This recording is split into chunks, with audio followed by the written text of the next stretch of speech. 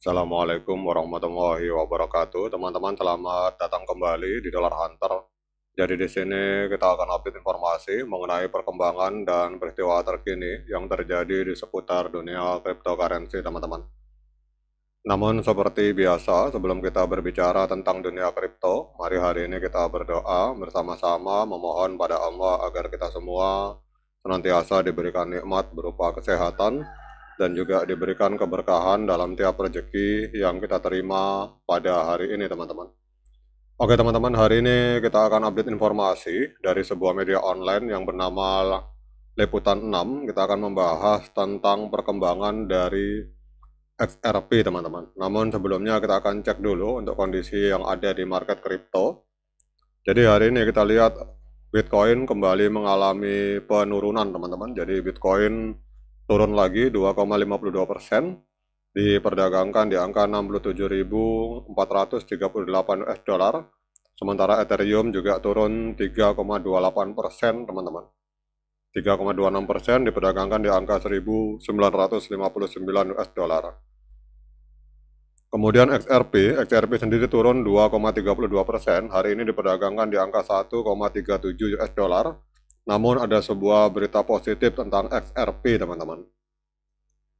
Jadi Goldman Sachs ini memborong XRP senilai 2,5 triliun rupiah dan mereka mengurangi investasi di Bitcoin, teman-teman. Jadi Goldman Sachs mengungkap kepemilikan XRP dan Solana lewat ETF senilai 260 juta US dollar sembari memangkas porsi investasi Bitcoin, teman-teman. Jadi kalau kita melihat dalam laporan ini, Bank Investasi Global yang bernama Goldman Sachs ini mengungkapkan kepemilikan aset kripto dalam jumlah besar, khususnya pada XRP dan Solana. Jadi berdasarkan laporan kepemilikan kuartal terbaru yang disampaikan kepada Komisi Sekuritas dan Bursa Amerika Serikat, Goldman Sachs tercatat memiliki investasi senilai 152 juta US dollar dalam bentuk XRP atau kurang lebih sekitar 2,5 triliun rupiah apabila estimasi kurs kurang lebih 16.770 rupiah per dolar, teman-teman. Dan mereka memiliki juga Solana di kisaran 108 juta US dollar atau kurang lebih 1,8 triliun rupiah, teman-teman. Kemudian dikutip dari You Today, investasi tersebut dilakukan melalui Exchange Trade Fund atau ETF Crypto Spot yang berbasis di Amerika Serikat. Dengan demikian, total exposure Goldman Sachs terhadap XRP dan Solana itu mencapai lebih dari 260 juta US dollar, teman-teman.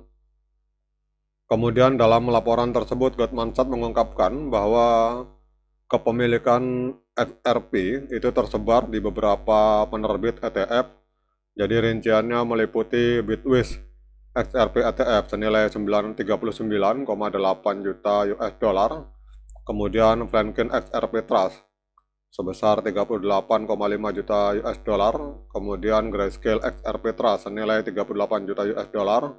Serta 21 Share XRP ETF sebesar 35,9 juta US dollar, teman-teman.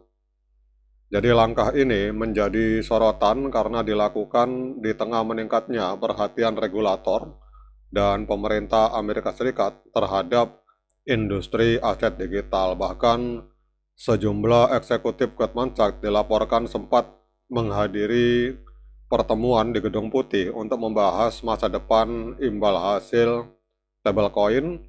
Dalam pertemuan tersebut, Chief Legal Officer dari Ripple, Stuart Alderoty, itu juga dilaporkan hadir, teman-teman. Kemudian Goldman Sachs memangkas Bitcoin dan mereka melirik kepada altcoin, teman-teman. Jadi selain XRP, Goldman Sachs juga mengungkapkan posisi investasi signifikan di Solana. Kemudian masuknya Goldman Sachs ke XRP dan Solana tersebut itu didanai setidaknya sebagian dari pengurangan kepemilikan Bitcoin, teman-teman. Jadi data dalam laporan yang sama menunjukkan bahwa bank tersebut memangkas kepemilikan ETF Bitcoin Spot sekitar 40% pada kuartal keempat tahun 2025.